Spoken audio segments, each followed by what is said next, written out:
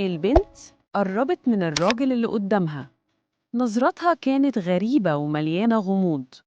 خطوة بخطوة خلت الراجل يحس بحاجة مش طبيعية، وقبل ما يلحق يستوعب حصل اللي محدش كان متخيله. في لحظة الراجل وقع على الأرض والدم حواليه. اللي محدش كان يعرفه إن البنت دي من يوم واحد بس كانت مخطوفة هي وصاحبتها على إيد مجموعة خطيرة. ولما كانوا فاكرين إنهم خلاص هينقذوهم، ظهر راجل ببدلة شرطة وقال إنه جاي يساعدهم. بس النظرة اللي في عينه كانت بتخوف. كان واضح إن اللي جاي أسوأ. ومن بعديها البنت اختفت، ولما ظهرت تاني كانت مختلفة تماماً، كأنها شخص تاني راجع ياخد حقه بطريقته الخاصة. بس محدش عارف هي فعلاً كانت إنسانة ولا حاجة تانية.